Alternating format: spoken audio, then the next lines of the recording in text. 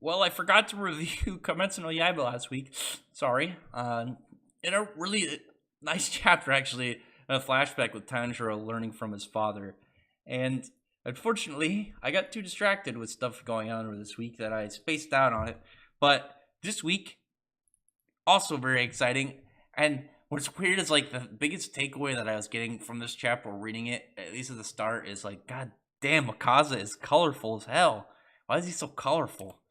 But we had a nice color start and a nice cover spread when we had everyone, with their swords pointing out.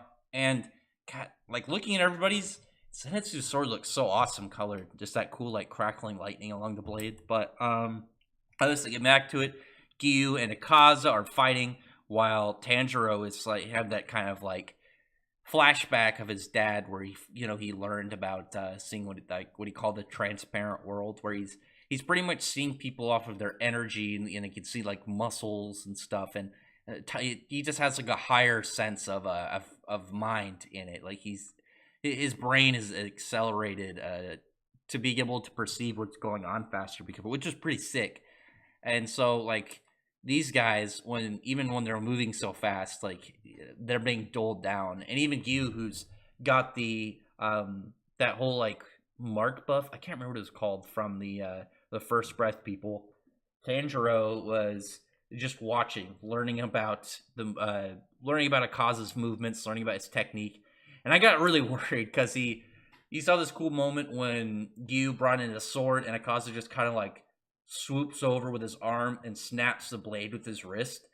And you just see this next panel where he punches him right in the chest, and it looks like he's pretty much just gored the hell out of Gyu. But then the next page, his hand is gone, and you see this bloody stump. And there, right next to him, having gone past him, slashed him, is Tanjiro, who has, he's got a power up for him, pretty much. Like, obviously, before, the mark was like a power up state, but here, it's a power up state because his hair's different. His hair is goddamn different. And the mark has like advanced further down his face with his flame mark. And obviously, like I said, goddamn difference of hair. The biggest difference in anime when you see characters get more powerful, has their hairstyle changed. And just that sick final move from Akaza when he drops his what is it, blue silver chaotic afterglow, and just the way that I imagine the technique, because it looks like he's just doing like an all areas like punch attack, and they said it's like getting more powerful and it's and faster as it goes. So I can keep that in mind of like just that acceleration as it's going. And it's weird because Tanjiro is just standing there, he's just looking at him, and at the same time you can see from his point of view what exactly it's like. And these characters, even while they're doing their attacks, it's become dull to him, and he's just looking at their energy. He can see them pretty much just off their energy and their muscles, and the what are they called, the I can't remember whatever it's called, oh my god, I'm trying to remember what it's called in your brain. Maybe whenever you do something that like slight lapse of electricity, I don't remember what it's called, but just that's way down further mastery of understanding of the body as it goes. And poor guy Akaza, when obviously we know how his power works, and it's based off of like detecting fighting spirit, and the far stronger your fighting spirit, the bigger reaction with his whatever that is, his compass thing, his compass ability, whatever it's called, his destructive death compass needle. And Tanjiro is just standing behind him, still ready to fight when Gyu's down. And here's you have Akaza just like, hey, screw those other guys. Like, we had Kyojiro and Tanjiro, they died, but you could be a sick demon, because you could tell from earlier he started to like him because Gyu is putting up a good fight against him, and he doesn't like Tanjiro, but because of the way Tanjiro talks, because of that flashback he had. And Tanjiro's just walking towards him, and Nakaza's not paying attention, because it's kind of like it actually really reminds me of in Black Clover how a lot of the characters like Ass is able to get the jump on because they become so dependent on like their magic sensing, so they don't pay attention to their environment and like in just normal like listening and seeing. And and so like Asta is just able to get the jump on him because of it. And you get that here where you could tell that Akaza is very dependent on his compass needle telling him, through detecting of their fighting spirit. And because Tanjiro doesn't have any after getting into this like tranquil state, he's just completely not paying attention. He just gets up to him, and that's when it comes up right then is you get this sick like flip attack from him, and it's just the setting sun transformation, and it's just like this swift motion flip like to the side over his punch, and then slash beheading him. I'm wondering if Akaza has any weird killing requirements, because we know we've seen a couple of the other ones, and they have all had a reason to. It's not just cutting off their head works. There's something different about them. You have to do a different scenario. But maybe Akaza's different, and he's just got like a normal killing method. But because he was so dependent on his killing need, or his killing compass needle or whatever, to where he didn't have to worry about it because no one ever got close enough to it. So, like, just on the last couple chapters, it was like a lot of cool, they had a really nice character like fight, nice character moments and fighting choreography, but nothing get hype over. This was pretty hype. It's this last panel, like it just looks such like a swift, sick motion. And I think Kimetsu no Yaiba right now is slotted for like 24 episodes. Obviously, they're not going to get this far, but I feel like it's going to definitely get a season 2 and probably like further more seasons. And we'll eventually get to this. And this is just going to be such a quick, like, quiet moment into a soft, like, swift kill. It was just so beautiful.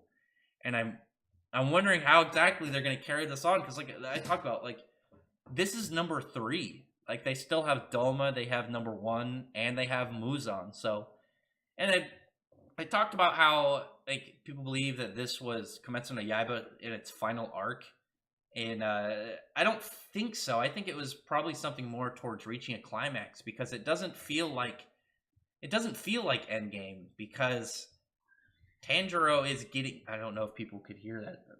One of my neighbors just yelled, and I'm hoping my mic didn't pick that up, but.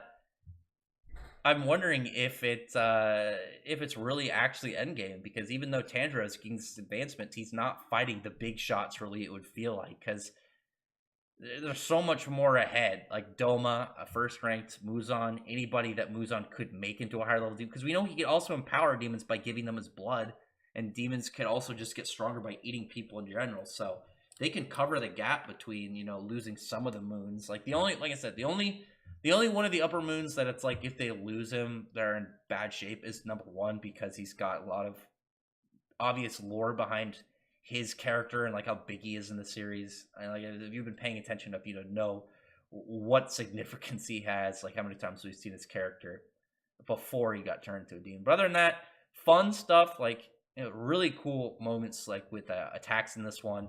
Some nice progression, a new technique, this like cool like. I guess it's kind of like key sensing, really. Just this body motion, like natural energy output, like level of detection that Tanjiro is like honed, while not putting out any killing intent or fighting spirit. So he's got something in the future to really progress off of, that he's going to hopefully be able to train other characters, because that's the thing that is going to be how it could keep moving, and how this next generation of pillars can really stand over the last one, because now they're going to have these marks. Tanjiro can teach them this technique, being able to see the transparent world, as he called it. So, looking forward to that. I mean, especially because Inosuke hasn't got a big moment. Like, Zenitsu got a big moment, but he only beat Upper Moon 6 because the dude hadn't trained. Like, he just became a demon. He didn't have his blood demon stuff yet. So, I just don't feel like we're at the end of the road. I feel like there's going to be a big... Like, I feel like this arc isn't the last arc, really. And especially, like, why would you end an arc right before it's about to get an anime? Like, Kimetsu no Yaiba sales are about to skyrocket. I mean, it's not only just getting anime, but its anime looks beautiful, so it's going to definitely get a big step forward. But other than that, drop a comment below on what you thought about this. I thought it was fun. A nice end to an arc.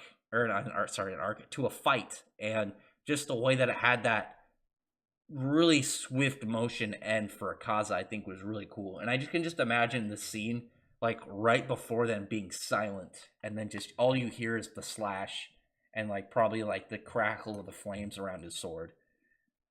So, like I said, drop a comment below and what you think about that. I thought this chapter was good, and please, I really hope that this isn't the last arc. But check out, maybe I'd really appreciate actually if you would thumbs up the befriend the like button and the subscribe button, and check out my videos. But then I appreciate everyone who's already subscribed, and I thank you all for listening. Bye.